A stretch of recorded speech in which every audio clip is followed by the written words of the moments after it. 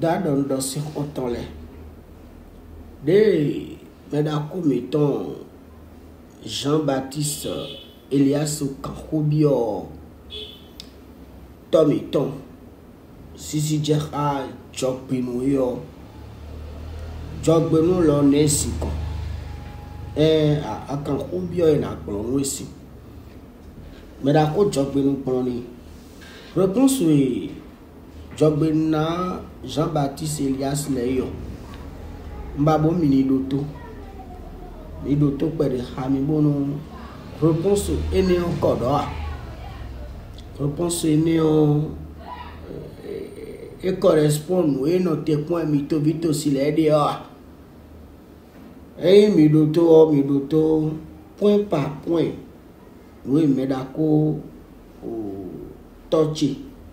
Dona il a todo apayen son wenibo lokaya apayen son village de Poa Mikosi lo mi doto réponse inale ya préoccupation essentielle qui me paraît préalable à toutes les autres explications, c'est celle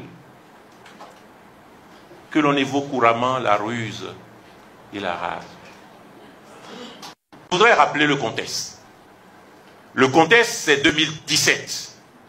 2017, nous étions garde des Sceaux, ministre de la Justice. 2017, nous avons conduit, sous l'éclairage et la direction du président de la République, une réforme de notre Constitution. Avec une naïveté, je veux dire, une sincérité absolue. Une sincérité absolue. Je vais rappeler quelques éléments de cette révision de la Constitution, de ce projet de révision de la Constitution. Si ce projet avait abouti, toutes les institutions de la République, notamment la Cour constitutionnelle, les membres auraient été élus, les enseignants auraient désigné par élection leurs membres, les magistrats désignés par voie d'élection leurs membres, etc. La Cour suprême aurait été, on va dire, aurait eu son président élu par les pairs.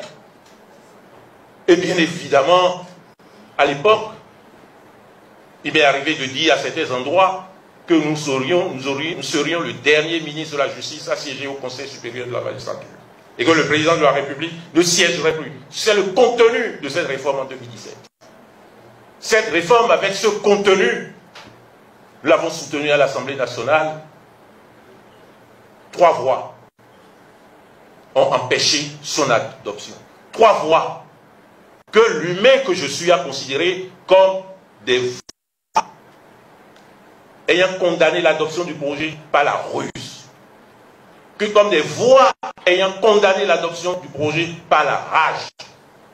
Nous avons compris que nous n'avions pas été habiles, que nous n'étions pas dans la politique politicienne, que nous n'avions acheté personne, que nous n'avions rien fait d'éthiquement contrevenant. Et ce projet avait échoué de 3 voix. Je suis un humain. La politique, c'est une foi, c'est une conviction. Le président de la République a cru en cette réforme. Et puis, le constat a été fait. Et vous savez, certains ici ont eu les échos. Nous avons dit, si c'est comme ça la politique, si ce n'est pas la ruse, désormais, on va le procéder ainsi. Si ce n'est pas la rage, désormais, on va procéder.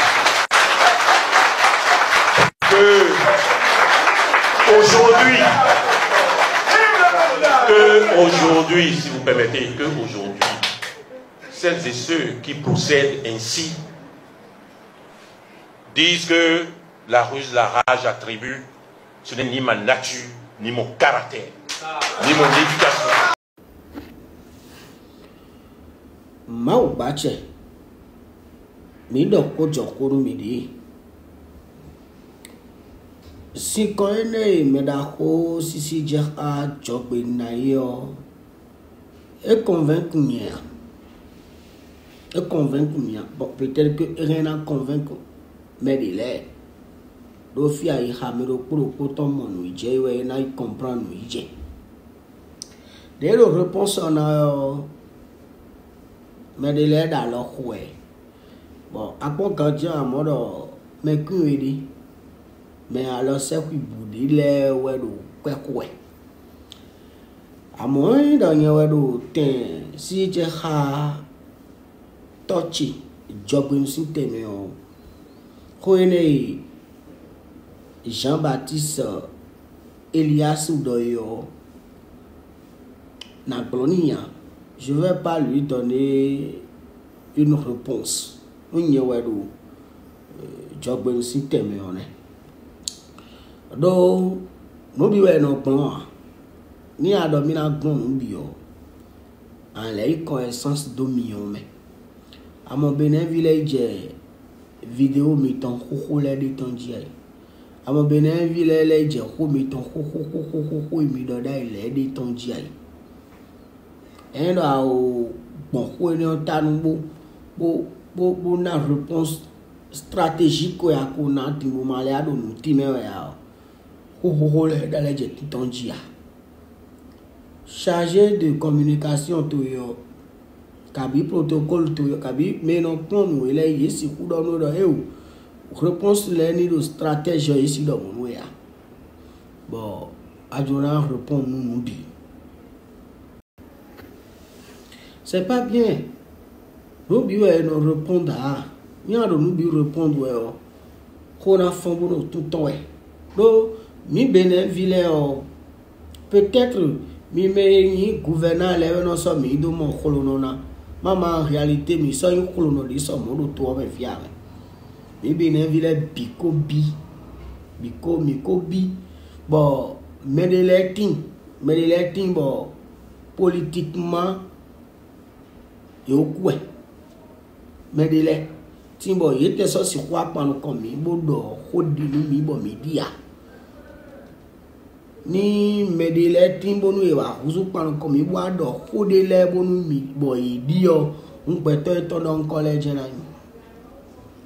parce que politique mi so se dignité perdre mais je parle en généralement de tous les politiciens coaché me no pogo o mouvance opposant ou medele timbo mi wa kuzu panu kon mi yo mi so se ku mi ton on ne peut plus vous écouter parce que mi no dio ça dit Jean mi ton de no no yin gbe ya bon nous mi dire mi gbe bo fo ha bo do chire ha lo ku si mo pere yo mi no amulo no ni lewe mi no le ayi gbe na